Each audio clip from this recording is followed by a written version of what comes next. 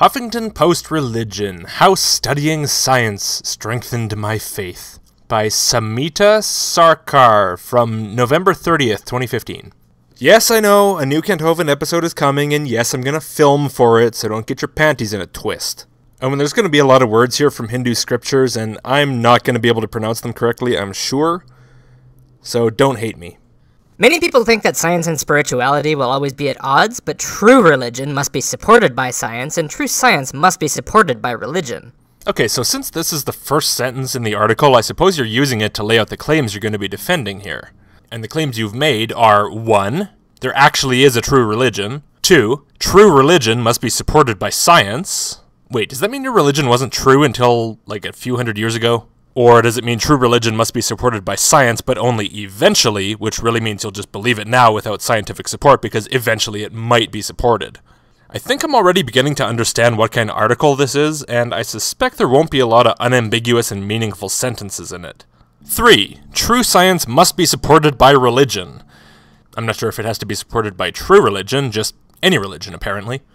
And 4. Therefore, true religion and science cannot conflict, and they require one another. Real religion is Sanatana Dharma, or eternal duty.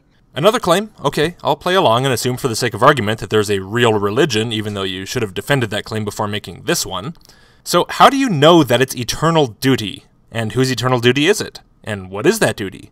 I'm sure we'll learn all about this as we go along, but I'm just bringing it up now so we remember. It is based on universal truth rather than rituals or superstition. If a religion is actually true, and you have good reasons for thinking it's true, then I'll grant that it's based on universal truth, or truth about the universe, and not on rituals or superstition. Rituals are based on your belief, and not vice versa, so I can't see how any religion, whether true or not, could be based on its own rituals, unless I guess maybe you include the rituals as part of the definition of the religion. Like, for example, you're not a Muslim if you don't pray to Mecca. As for superstition, surely everyone understands that you can believe something true based entirely on superstition and no good reason, right? I mean, even if every aspect of your brand of Hinduism is actually true, you could still believe it based on superstition rather than any good reasoning or evidence, making you part of the real religion based entirely on superstition. Or do you believe that the method of getting to a belief alters the accuracy of the belief? Real religion is about truth because God is truth. I honestly have no clue what it would mean for an entity that actually exists to be synonymous with some abstract label like truth that we made up. There's one more thing for you to explain by the end. When religion is true, it is applicable to the material world and can be used to explain natural phenomena. Finally, there's a sentence I actually understand. So a true religion, and by the way, it's really annoying how you avoid using an article. I mean, it's always religion and never a religion or the religion, like you're a preacher talking about how you got religion. But then a true religion contains a description of the natural world. The religion might be more than just that, but at least it contains that. So how thorough and useful should I expect this description to actually be? Should I expect that after every discovery of science, some Hindu pulls out some invention he made 10 years previously using that same knowledge? Or should I expect the kind of scientific knowledge the Christians and Muslims claim is in their holy books, like that the moon goes around the earth or that the earth is a circle? There's a distinct difference in how compelling those two things are. Here's how by taking 3 science courses, astronomy, chemistry, and biology, and studying 3 scriptures, the Bhagavad Gita, the Srimad Bhagavatam, and the Brahma Samhita, I was able to strengthen my understanding of God. Okay, introduction over, so let's get on with showing off the scientific awesomeness of Hinduism. When I started taking science courses a couple years ago, I began with astronomy. Well, excellent, that's a very valuable subject to learn about. I'm sure you got plenty of value for We learned that our universe started with a bang. A sound vibration that expanded and continues to expand to this day. Ask for your money back. A sound vibration? Wow. Wow. I mean, at least the Christian creationist misunderstanding of it as an explosion, however wrong that may be, is slightly less wrong than that. I mean, sound is waves traveling through a medium. That's why there's no sound in space, because there's no medium.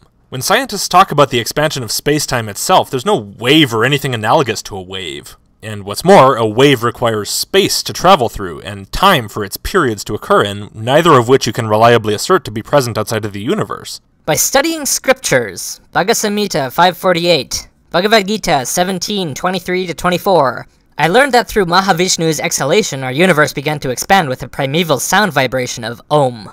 Okay, then your scriptures, whether they're true or not, don't remotely begin to line up with modern science, so you've already killed your thesis. But for the sake of fairness, let's take a look at your sources. I'm going to use the links that you provided.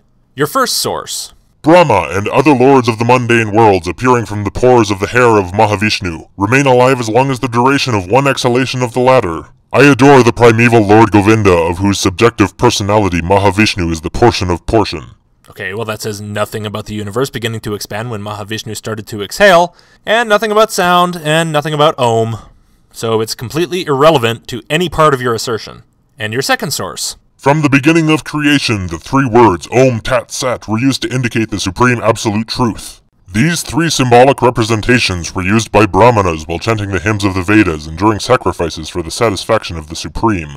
Therefore, transcendentalists undertaking performances of the sacrifice, charity, and penance in accordance with the scriptural regulations begin always with Om to attain the supreme. Now, somehow you've managed to cite something even less relevant than your first source.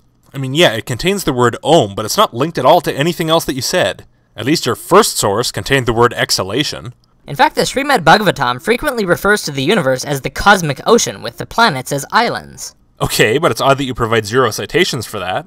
Thanks for making me do your work for you, author. But I guess what can you expect? I mean, this is on the Huffington Post, so I doubt you got paid. Besides, maybe you thought the claim was too mundane to require any evidence. I mean, it actually would be surprising if there weren't a few religions that thought the sky was an ocean, considering that it varies between blue and black just like the ocean, and that the planets sat on top of that ocean. But that's not actually what the book says, because what it actually says is much sillier. And by the way, I'm using the version on Vedabase, which you used for your own citations, so you can't complain.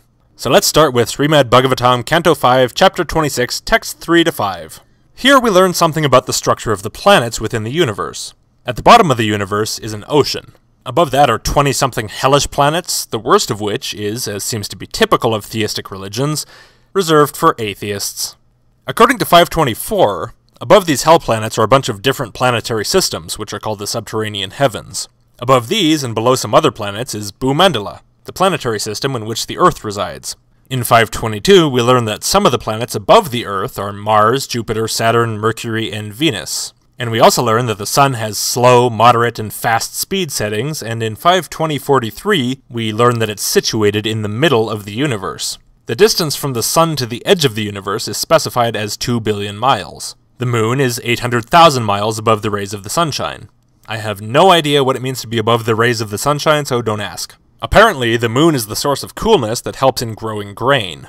We learn that 1.6 million miles above the Moon is a group of many stars. 1.6 million miles above those stars is Venus, which causes rainfall. 1.6 million miles above Venus is Mercury, which causes too much or too little rainfall. 1.6 million miles above Mercury is Mars, which causes, you guessed it, bad rainfall conditions. 1.6 million miles above Mars is Jupiter, which causes favorable conditions for the Brahmanas of the universe. But it only does whatever that means when its movement is not curved, which I can't imagine happens terribly often.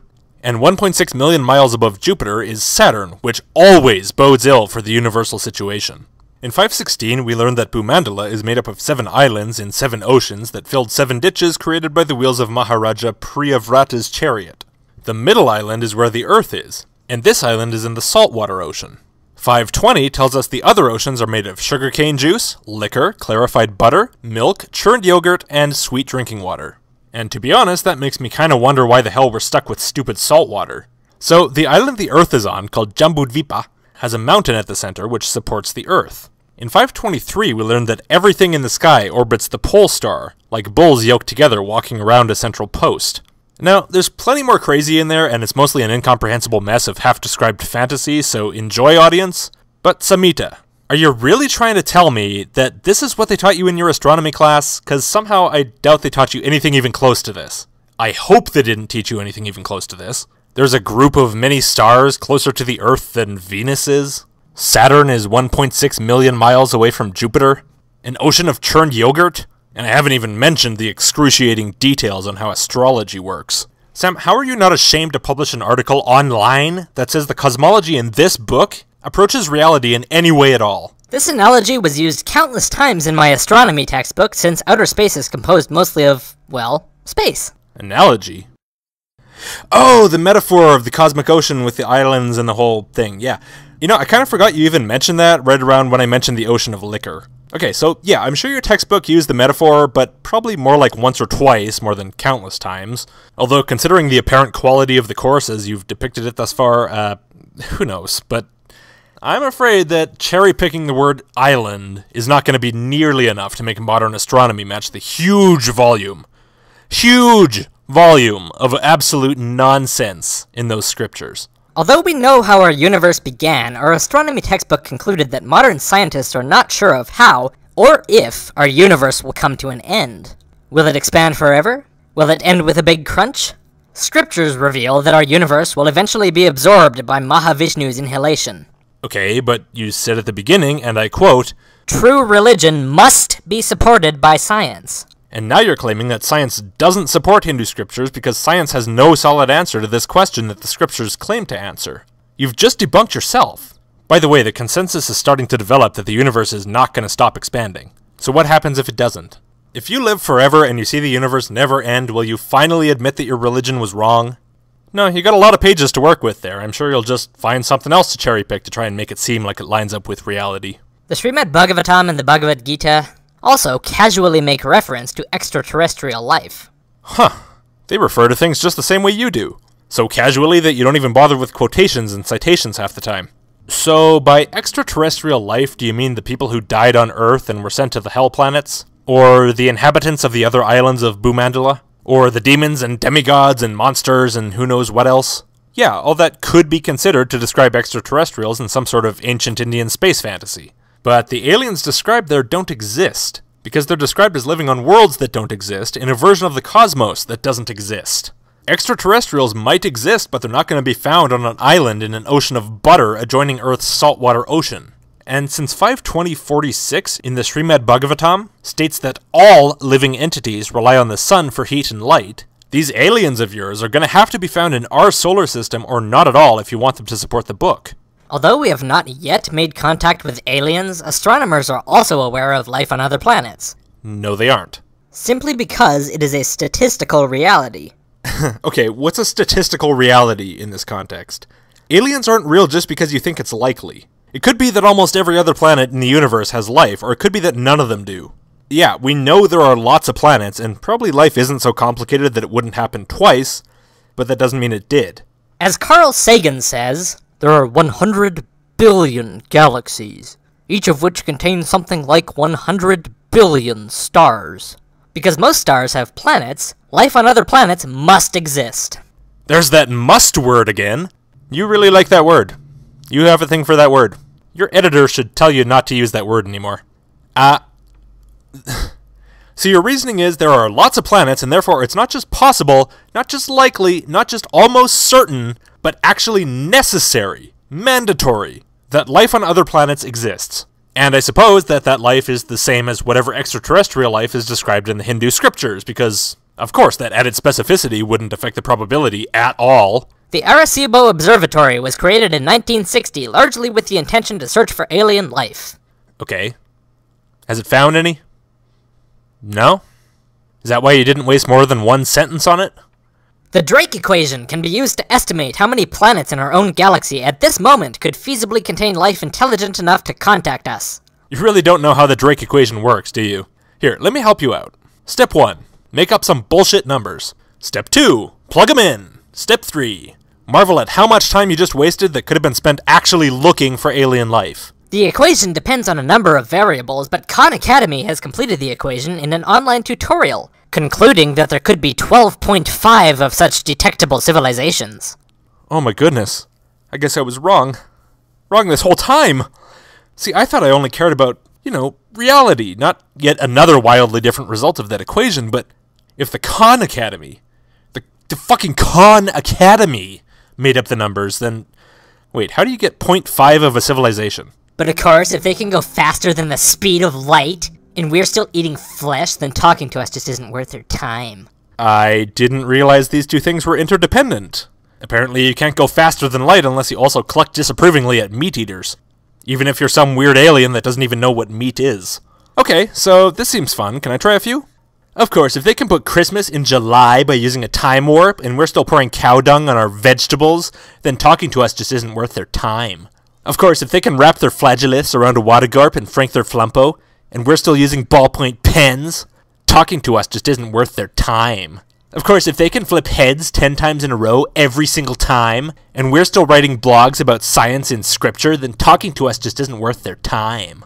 My astronomy course also discussed the 4 types of universal forces: the strong force, the electromagnetic force, the weak force, and the gravitational force. The strong force is what binds the protons in the atomic nucleus together, despite the fact that positive charges should repel each other. Meaning they do repel each other. Although without this force the universe would be chaotic, scientists have yet to explain how the strong force functions. Oh boy, here we go again. Showing the consistency between science and religion by showing their inconsistency in that one doesn't pretend to know everything and then using that to declare religion the winner. What is your goal with this article again? As the Brahma Samhita 535 describes, Krishna, the controller of the universe, is responsible for the strong force. Oh, gee, I hadn't... So God done it. That really answers all the outstanding questions, yeah.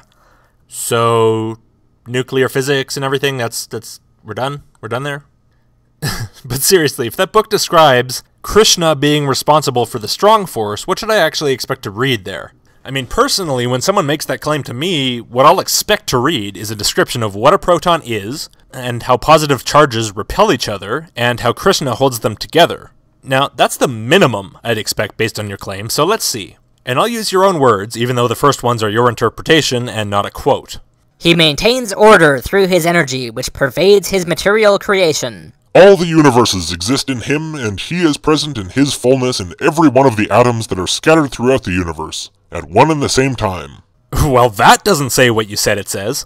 There's not even a whiff of a hint of a veiled reference to the strong force in there. And just for fun, let's remind ourselves a little bit about Hindu atomism from the Srimad Bhagavatam, the same book that supposedly accurately describes the cosmic ocean with its islands, from 3.11.5. 2 atoms make one double atom, and 3 double atoms make one hexatom. This hexatom is visible in the sunshine which enters through the holes of a window screen. One can clearly see that the hexatom goes up towards the sky. Now, how exactly these atoms are supposed to be related to what we now call an atom is a total mystery to me. And so not only is the strong force claim never made where you say it's made, but it would actually form a contradiction in scripture if it were, because the atoms that are being talked about are not the same kind of atoms that the strong force applies to. Astronomy fascinated me because the concepts discussed were so mind-boggling. Everything I learned in the course was confirmed in the scriptures, and what I read in the scriptures was confirmed by the course. Then the course was even worse than I thought, or you didn't learn much in it, or you didn't read much of the scriptures. Because somehow, those scriptures are even more out of whack with astronomy than the scriptures I normally deal with, the Bible and the Quran, and those ones are abject failures. Next, I studied chemistry and biology, and one of the first things that we learned about were combustion reactions, the burning of fuel with oxygen. Chemistry explained the process of digestion as essentially being a slow combustion reaction of carbohydrates and oxygen as reactants, and carbon dioxide and water as products. Okay, seriously, I am genuinely asking you this. Send me a private message. Where did you take these classes? I mean, they told you that digestion is a combustion reaction? Okay, where exactly is the oxygen coming from inside your guts? How is your body handling that level of heat? How do your gut bacteria survive? And carbon dioxide is produced by the bacteria in your intestines. Does the combustion happen inside them? In Bhagavad Gita 15:14, Krishna says, "I am the fire of digestion in the bodies of all living entities, and I join with the air of life." You sure you don't want to interpret that as a metaphor? Because I really think you want to interpret that as a metaphor. Moreover, he keeps our bodies running smoothly, not only by facilitating the digestion process, but also through his presence within us as the Supersoul. Bhagavad Gita 13:23. Are you calling Krishna an enzyme or a bacterium? We don't take kindly to that round here. Another elementary principle we studied was the conservation of energy, also known as the first law of thermodynamics. This law establishes that energy can never be created nor destroyed. Energy can be transferred, for instance, from the sun's light energy into the chemical energy used by plants to create glucose, but energy will never cease to exist. Okay, so presumably if scripture and science need to align, then scripture is going to say something like, the energy produced in the lifting of a stone will be released in other forms, forever to transform but never to disappear. Or something. Yeah? Similarly, our immortal souls can never be created or destroyed. That's not conservation of energy, that's conservation of soul. As Krishna says of the nature of the soul in Bhagavad Gita 2.20, "For the soul there is neither birth nor death at any time. He has not come into being, does not come into being, and will not come into being. He is unborn, eternal, ever-existing, and primeval. He is not slain when the body is slain." Yeah, that's great, but what does it have to do with energy? I mean, I'm really trying to understand the stuff you say, but you never clarify anything. Are you saying all energy is made of souls? Like the potential energy in a stretched spring is a soul? Or the kinetic energy of a car going down a road is a soul? It kind of dilutes the concept of a soul into meaninglessness, don't you think? That being said, although the energy will not disappear, some energy is always lost in transfer. This is the second law of thermodynamics. The second law of thermodynamics? Whoa! Are we going to talk about evolution?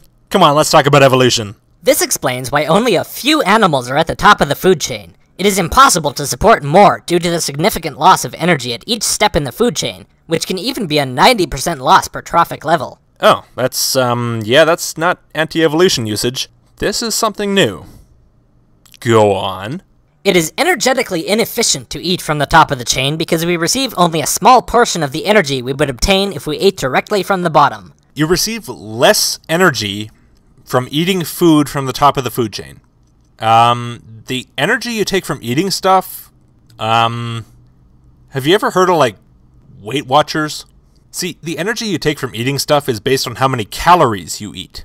And meat, which presumably is what you mean when you talk about the things on the top of the food chain, almost always contains more calories by weight than vegetables do, not less. But that's impossible, you say! All that energy was lost! Second law, second law! And then we all laugh at you. But you know what, I think I'm going to give you the benefit of the doubt, because I think that what you actually tried and failed to say is that if we ate entirely vegetarian diets, we'd actually have more total food energy available to feed the human species than if we raise and eat meat. And if I go entirely based on my gut feeling with no facts backing me up whatsoever, this could be a good point.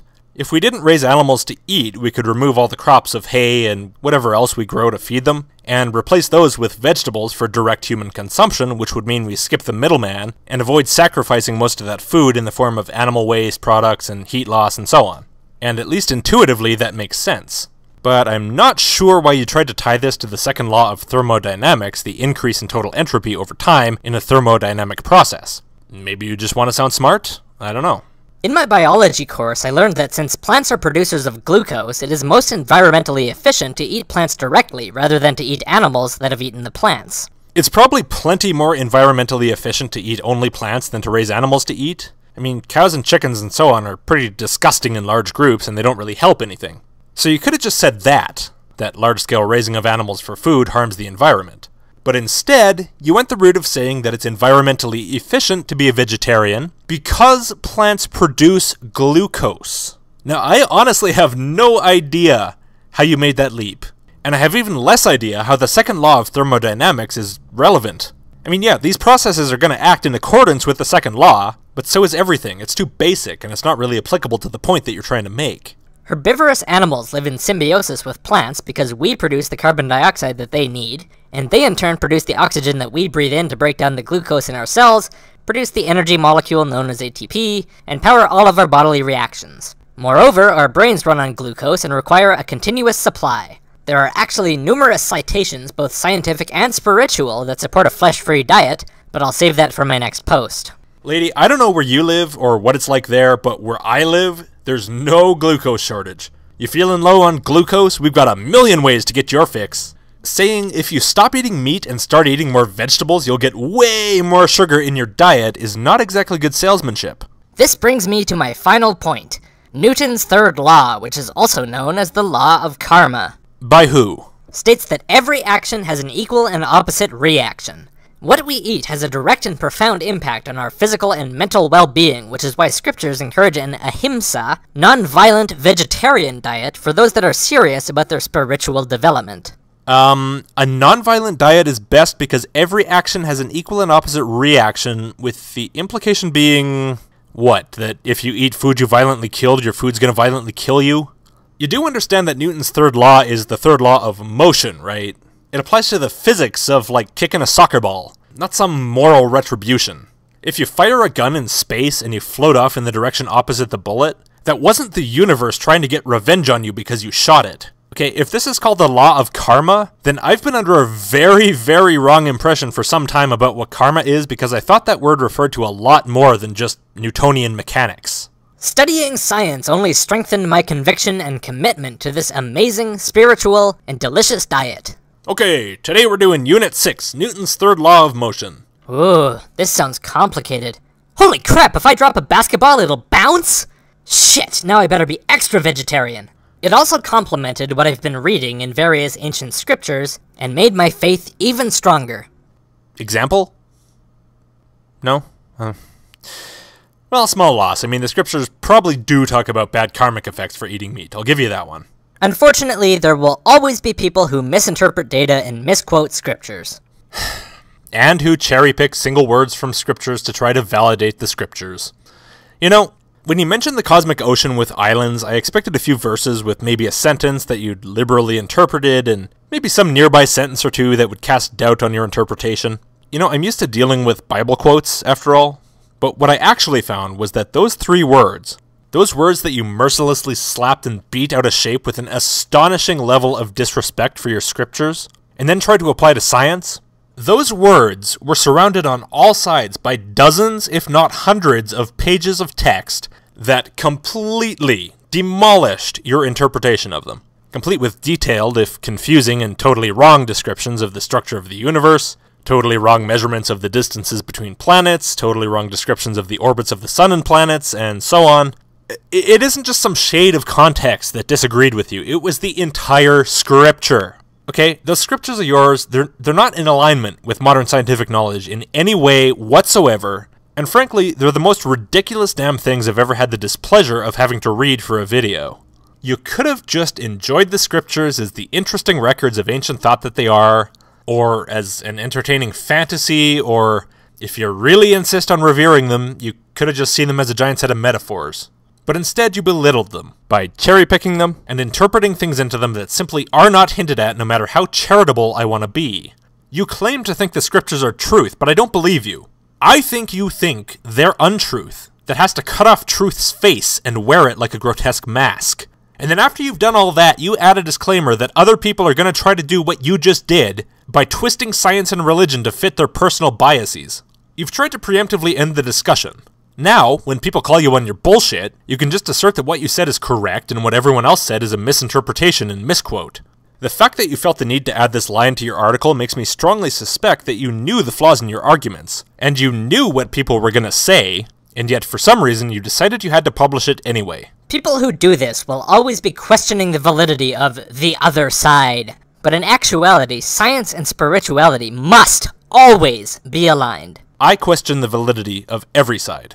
The problem for you is that the result of that questioning, if it's done honestly and thoroughly, is the finding that only one of those sides actually is valid. The scientific side asks clear, meaningful questions and tries to discover real answers based on observation of reality. Or it makes unambiguous and meaningful claims and backs them up with hard evidence and solid reasoning.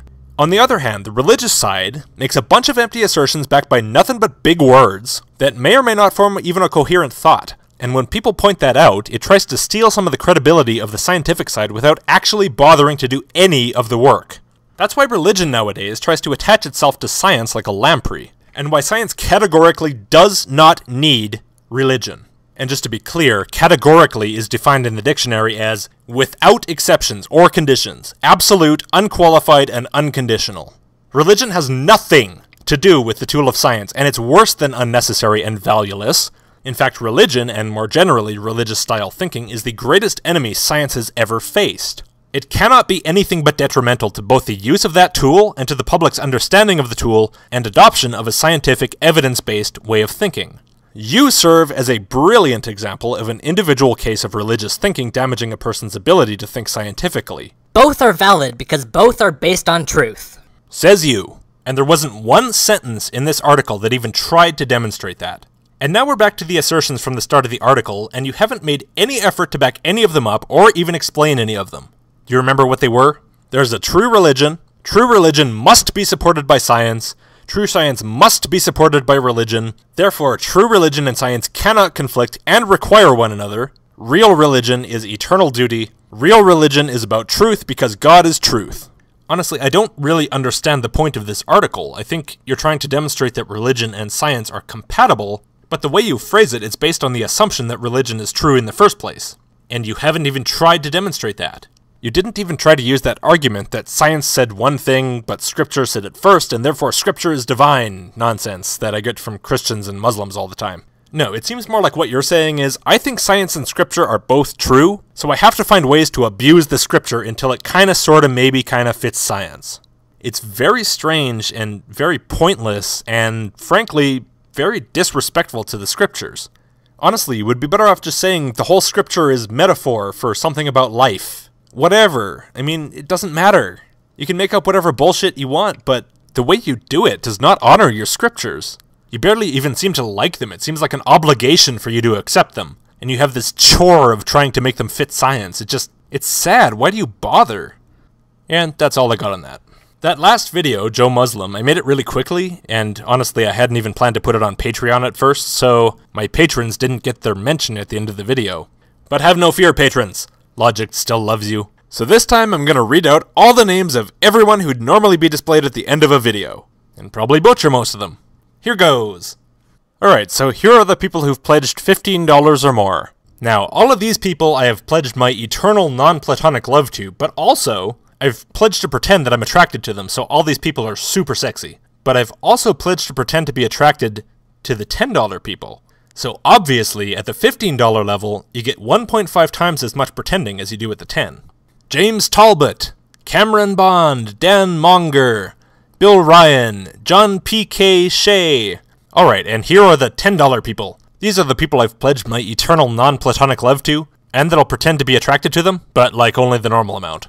Daniel Spicer, Roland P., Clark, Jade Noib, James Green, Adam Ibos, Jonathan Graham, David Marble, George Langdon.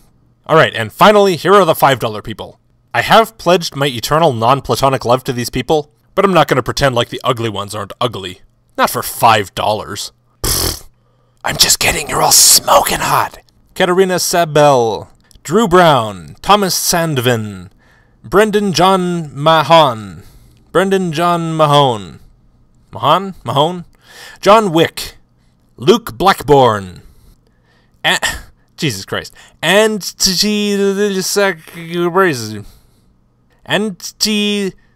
is that an I or an L? Anti-Isaki Brazy, Andrew Tall, Silent Rape, Daniel Kiesau, Jonathan Mott, Chris, Kron, Oscar, shit, I actually have to get this right.